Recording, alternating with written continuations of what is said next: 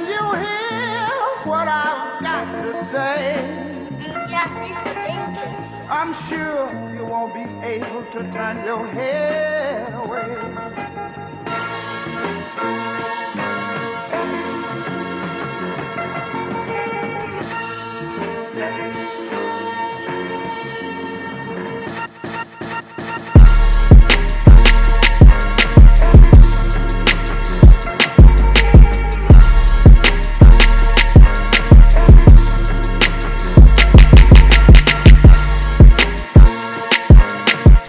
Back with another episode of The Concrete, episode 8.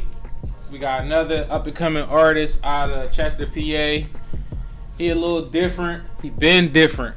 That's why he on here. You feel me? Like, I've been tuning into him for a while. Like, he just got a whole different aspect of rapping and how he approach things and just different. He's just different approach being from Chester. Alright, so with the episode 8, we'd like to introduce Kobeen.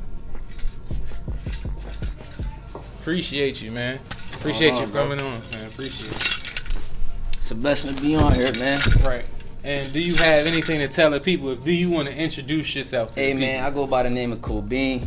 I'm an artist from Chester, PA. I got a new album that just dropped, Aftershock. That album on all platforms, man. Give me a listen.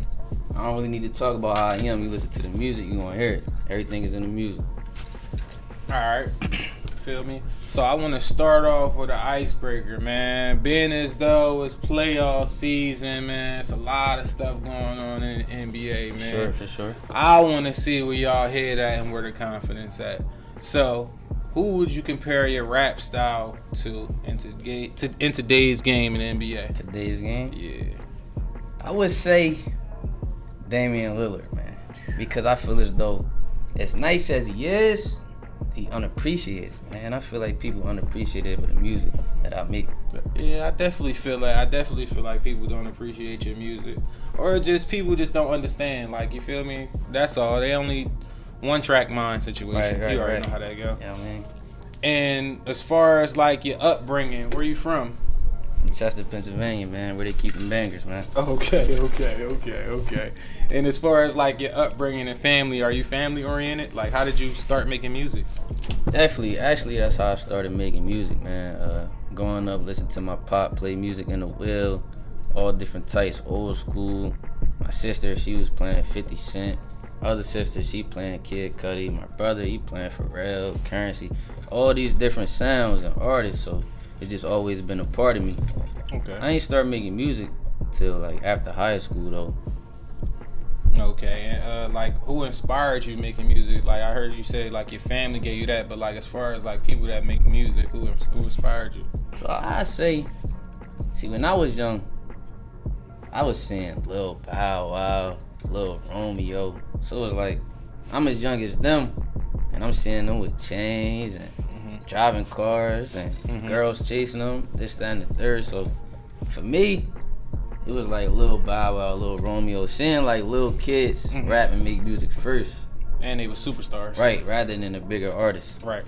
And it was somebody your age, so you could kind of relate to them. Yeah, so as a kid, I wanted that.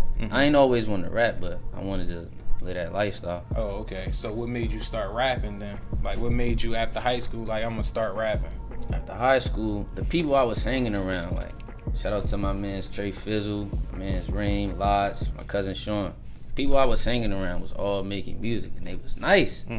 I was the only one that wasn't making it, so I'm saying to myself, like, when you gonna make it? And just being around them, being around the studio, one day I just gave it a shot. Oh, all right. That's what's up, man. Like, that's different. Like, that's like you saying like you was the last one to start, but you're the one that like really keep. I'm the one that's continuing to keep pushing. Oh, okay. And as far as tapes, how many tapes did you put out up to this point? So I don't call them tapes, I call them albums, projects. Yeah, so I released my first project last year. It's called Chaos, and then I just released my second one last week. Aftershock. So two. Got 2 projects up. Okay. And as far as like, how did you come up with the name Aftershock? Like, that's different. Like, what made, like, when I think about it, I'm just thinking about, like, you feel me, just like the chaos. Like, something bad happened and you just see the chaos after that it brings. So what did you come up with? Like, what's your meaning for Aftershock? Kind of similar to that. So my first project was called Chaos because of everything chaotic that was happening in my life. Mm-hmm. So Aftershock was like everything that happened after that. Right. After the storm. Mm-hmm. You feel me? What happens after that? So that's how I came up with the name. Right. But things continue. You know, things gonna happen all the time. But this is just a different vibe, different mindset, different time. Right. And as far as your top tracks, I know mine would be Smooth Talker, Good Times, and I would say Uplifted. Like, they are my top 3. What's your top 3? That's kind of crazy because 2 out of the 3 you said is mine. Smooth Talker, another one, Good Times. Okay. What about the good times? Oh yeah, that joint. That joint give you like a barbecue vibe, like family joint. Yeah, that joint. I try to hit every angle, man. Right. I know this. Try. And it's like when you making music, like, do you go in there with your songs made, or you go in there and catch the vibe? Like, how do you come up with your both. music? Majority of the song that I made at the studio, hear the beat on spot, because it's a better vibe. Mm-hmm. But sometimes I'm home, might hear a beat, right to it, go to the studio, lay it down. But most times, I go to the studio, listen to different beats, and that's how I come up with it. Oh, all right. And as far as like, you have a song on there called Ain't Wanna. How did you come up with that? Who inspired it? So, to start off, like, I ain't really want to walk this road. Truth is, a lot of things been told. In my mind and my heart got wisdom. My love way more than gold. My life been hot and cold. New day, but things getting old. Just hope I never fall. Still thinking about the ones that lost their soul. So in that song, I'm just talking about things that I didn't want to do, but I had to do. Decisions I didn't want to make, but I still make them. Right. The way of life that I'm living, I know I got to make a change, but I haven't yet. You feel what I'm saying? Right. Yeah, that definitely makes sense when I'm thinking about it now. Yeah, I definitely feel that angle, how you went about it.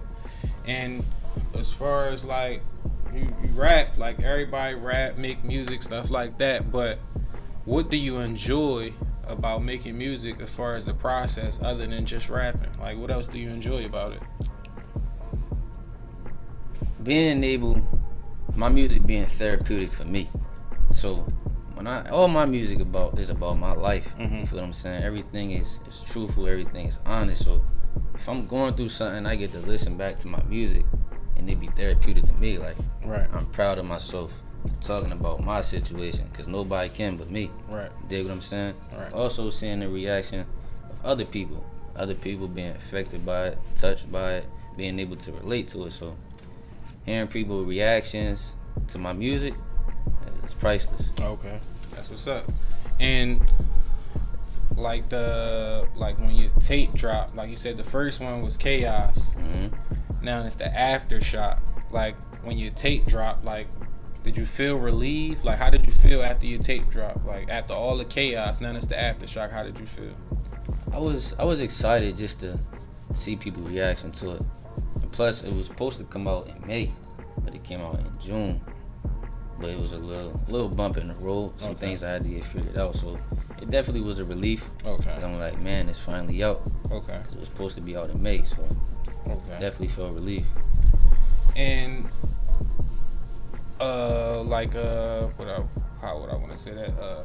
If you could have a female R&B singer on any of your songs, who would it be and why? All time or now? Or All both? time. All time, I'm gonna go with Lauryn Hill. Lauryn Hill, one of the GOATs, huh? You're gonna go with one of the GOATs. Greatest, man. Right. Her album, Miss Education of Lauryn Hill, like, Different. I still bang to this day. Yeah, it's still definitely can still relate to it right now. She one of the best. Right. For sure. And you've been doing this for a while now. I could say you've been doing this for a while now. You've had a lot of performances and stuff like that. Like, what was your favorite performance up to this point? My favorite performance was one that I had at Swarthmore College. I feel like that performance that I had at Swarthmore College was, I got the most feedback, most interactions, most fans even after that. You feel what I'm saying? Even still got connections to this day. So performing at Swarthmore College had to be one of favorites. That's tough. And I also meant to ask you, like I got off track with the Ain't Wanna song. Like you gotta have some type of confidence, man. You know who got on that beat before, right? Oh. Which beat is that? That's not the Lil Wayne joint? No, what's the Lil Wayne one then? That probably, I'm not sure. I know one of them was the samples. No, that's Lil Wayne joint. Which track? What the? Don't make me get my phone. Please don't make me get my phone. I'm gonna be real. I think I heard somebody say that, but going into it, that's why I was like, you gotta have a different type of confidence to go on a Wayne joint, and you definitely held your own. That's what shocked me about it, cause I'm like, wait, hold up. Like people don't touch, like you know how people like some of the stuff Wayne, you just can't. You feel me? That's why I was like, you had a different type of confidence to go on there with that. I did my thing. Oh, all right. So I'm surprised you ain't even know that. That's what's crazy. Like when was the moment like you got discouraged? Like up to this point, like you've been doing this for a while, you had to have a time where you got discouraged or you felt like maybe this not for me. Like what was that point?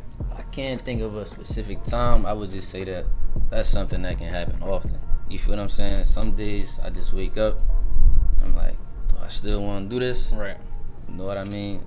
Is it gonna work? Am I ever gonna make it? But those thoughts is just part of the process. Right. You know that you gotta continue to work to get to where it is you want to be. Right. And it might take longer. Right. I mean, everything don't come quick, so I would just say those type of thoughts is just part of the process. Right. All right. And like I asked you about that, like, but now you answered that humbly, like, you feel me? But like, when is the time that you knew, like, yeah, I do this, like, you feel me? I'm actually nice at this. Probably when I made a song back in 2017 called Glock 40. I made a song called Glock 40. And a lot of people went, cause some people still ask about it to this day, because I took it down.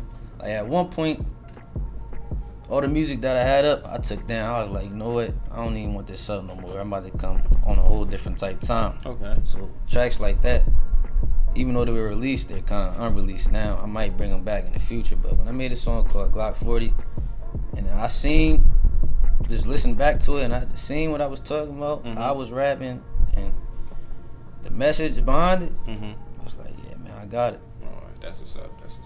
And definitely remember that, John. Definitely was a banger. And like with the pandemic slowing down, like what you got planned for the future as far as music, shows, anything? Like I can't really say any specifics, but all of that is in the plans. Even trying to get like a tour together, things like that. So I'm definitely gonna look into doing more shows, try to get a tour, just do a lot. Yeah, that's major. Now that everything, you know, about to open back up, more opportunities. So right. And like you're a rapper, so you're an artist. You have a lot of fans. Like you also have kids of your own. You got kids that listen to you. Like what would you tell the kids that listen to you? Like that just watched you, like they watching you work, they watching you grind, they watching you work for something you want to do. What would you tell them? Be true to yourself. Do things that represent you. Don't be influenced by everything that you see in the media or even around you. Stay true to yourself. Right. Make yourself proud. Right. Definitely, man. And this is episode 8 of The Concrete with my man Kobeen. Appreciate you having me. Yeah, appreciate you, man. Like, look out for his music. Look out for everything that he got coming out. Also, comment, like, subscribe to The Concrete. You feel me? Keep tuning in. Love y'all.